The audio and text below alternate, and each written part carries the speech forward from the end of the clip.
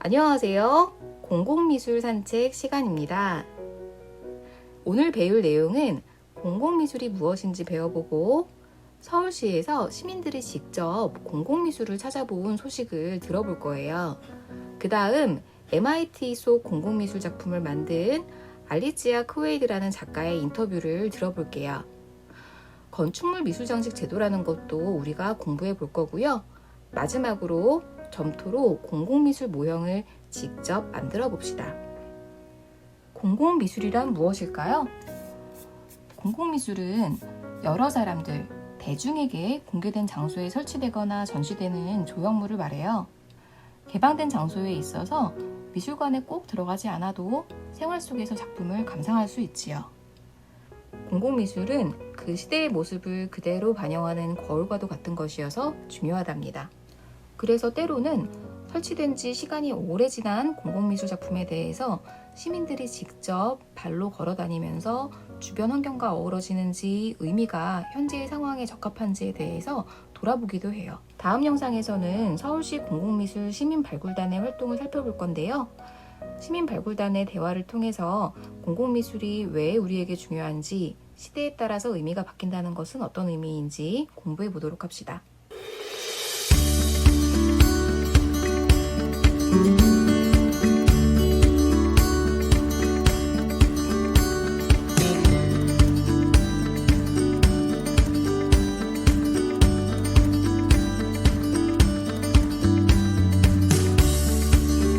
어떤 작품들이 지역과 소통을 하고 자신의 목소리를 들려주고 또 어떤 작품들이 그러지 못하는가를 답사하고 발굴하고 이야기를 나눠보는 것을 주제로 하고 있는 조입니다. 저희 조는 비주류라는 테마를 가지고서 좀 소외되고 있었거나 놓치고 있었던 다양한 장소 그리고 볼거리들을 발굴을 하고 있어요. 오버라는 주제를 가지고 1000m 분당 50m에 있는 건물들과 여러 공공조형물들을 보면서 개선을 시키 혹은 개선을 시키지 못하고 미패를 끼치는 공공미술이 어떤 건지 파악하고 다니고 있습니다.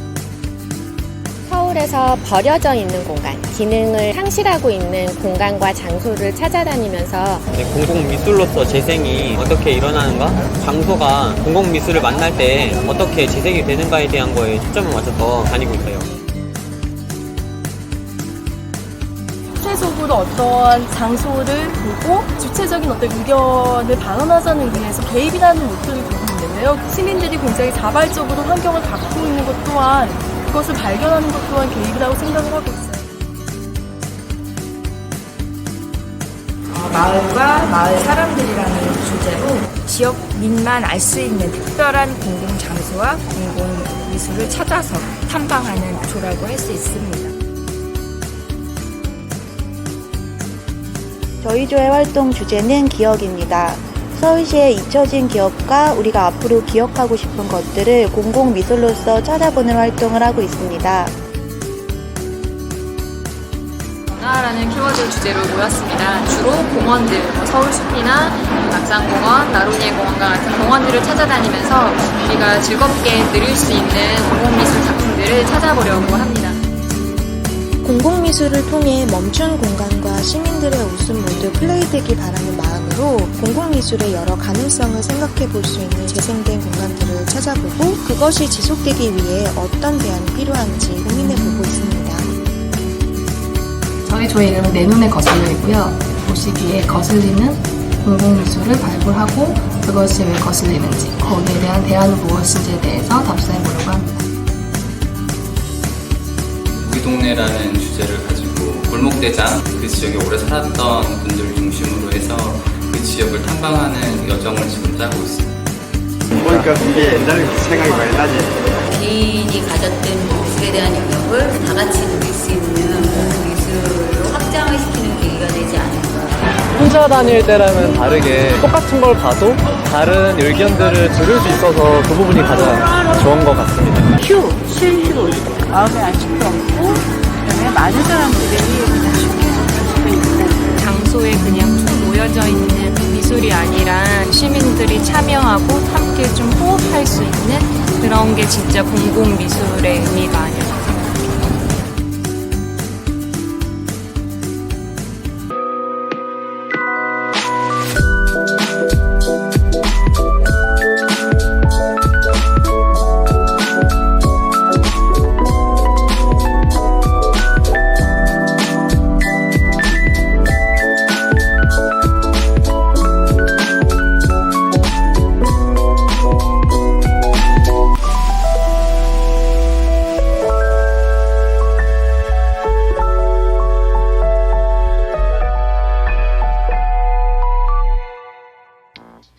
영상을 살펴보니 우리가 그동안 무심코 지나가던 길에도 공공미술 작품이 많았다는 것을 알 수 있겠지요?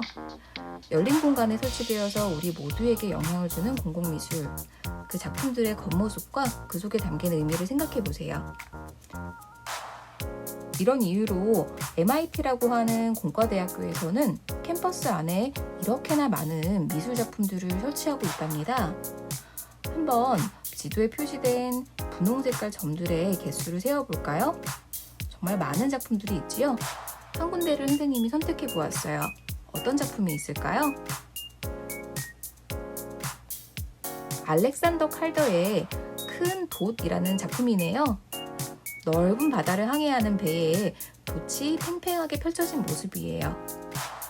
대학생 언니 오빠들이 큰 꿈을 갖고 열심히 공부했으면 하는 작가의 마음이 담긴 것 같아요. 자세한 정보들도 정리가 잘 되어 있네요. 이렇게 공공미술 작품을 설치하면 굳이 미술관에 가지 않더라도 생활 속에서 즐겁게 미술 작품을 즐기고 그에 담긴 의미를 내면화할 수 있는 기회가 된답니다. 작품 한 개를 더 보려고 하는데요. 작품에서 재미있는 부분이 어떤 부분인지 찾아보고 작가가 왜 이런 시도를 했을지 추측해 봅시다. I'm super happy that this work ended up here on the MIT campus especially because I think it's something which should really be in public and especially on a campus where people are thing every day and they're checking the time. It's always about the idea behind, and so this is very connected to all my other works. It's more like a humoristic easy work, which I would call it. So it is like, you know, this clock which is somehow physically trying to escape itself. But it's like a Sisyphus trying to push up the stone, but it will never succeed. And it should not look like art on the first moment. It is a found object. The clock is still showing the right time, so it works perfect like at the spot where it is right now, because it looks like it would ever have been there for me. You can check the time and you can see it right, but actually most of the people have really struggled to read the time because we are so used to see a clock in a special way, and this is behaving somehow different. So what it does, just a little sensor in the clock, and every time the hand of the second is turning to the right, all of the face of the clock is turning to the left. So what is happening is that it looks like the second arm would always stand on 12 and the clock would actually not move, but the face of the clock is moving. So if you look at it like from a different, let's say, angle, you would still see the right time. Electric time was founded in the late 1920s. We've been making tower and street clocks since then, almost 100 years now. All of our clocks are custom made to order. So the beauty of a custom clock is that the artist or the client can get whatever they desire and that we're able to make it. We first started working with Alicia Quade through the Public Art Fund in New York City. We did a project together for Central Park, and that clock has since moved to a museum in Shanghai. Alicia has chosen other colors. So we will start out with the initial design. We make recommendations on hands. We'll give her some selections, or numbers. We can give her some selections. She has come up with her own designs. We use different styles of post clocks. Each of her projects has been a different style. The color and design final decisions are made by Alicia. It's communicating both ways, what is possible to do and what she would like to see. And we provide drawings to her so she can see what it will look like before we build it.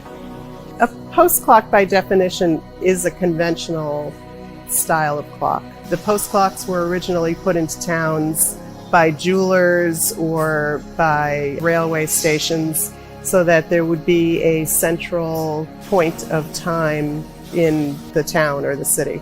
So the whole town would be functioning on the same time. There weren't the proliferation of clocks that we see nowadays. Everybody wears a watch, has a cell phone with the time, a computer has the time on it. Back then it was just that one clock in town, and it typically was a post clock. So you would have that clock that people would be able to set a pocket watch by or know when the train was arriving. So the history of post clocks was the centralization of time, the standardization of time. And now this one is being used as an art piece. The clock is fabricated in aluminum, and most of the clock is either spun or fabricated aluminum. The clock movement itself is done in brass and stainless for longevity. We want to make sure it's around for a good long time.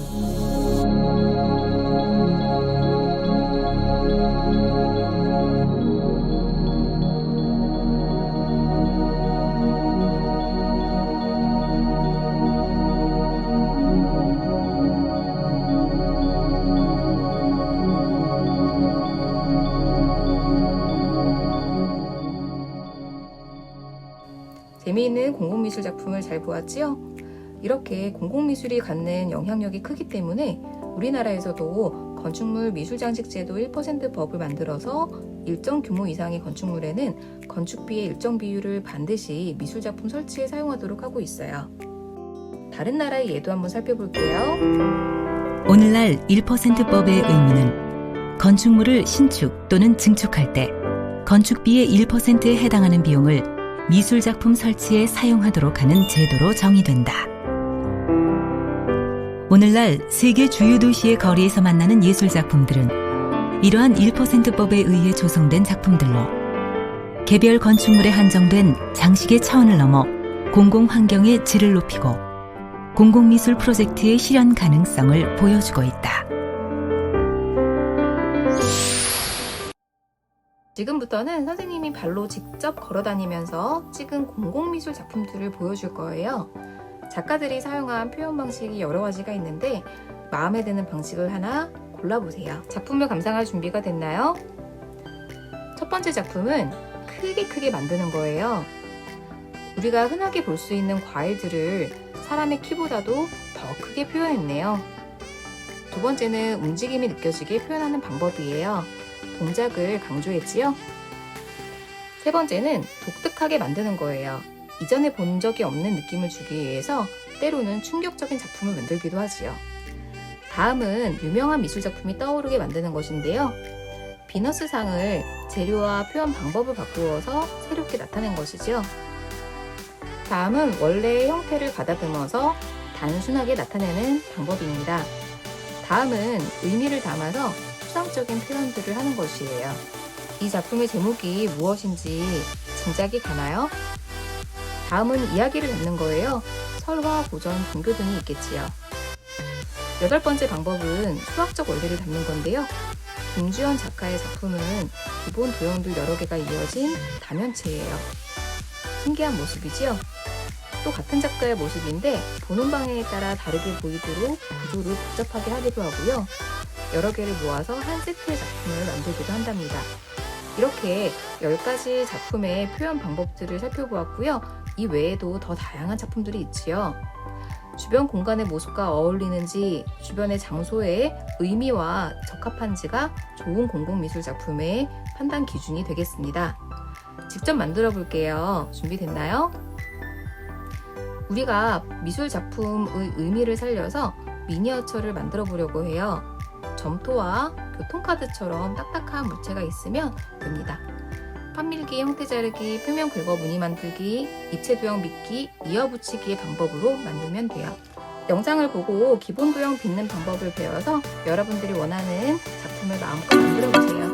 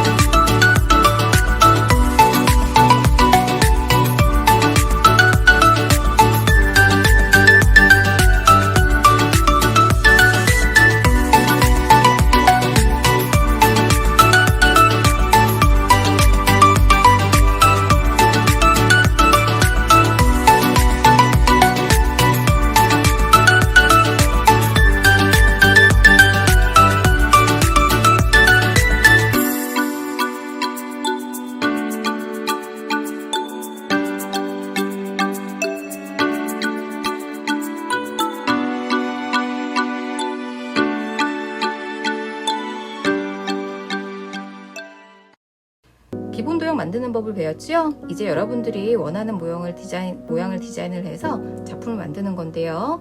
우리 학교에 어울리는 공공미술 작품은 어떤 것들이 있을까요? 여러분들이 생각하기에 우리 학교를 나타내는 단어는 어떤 단어가 있을까요? 그 의미를 살려서 작품의 모양들을 구상을 해보세요.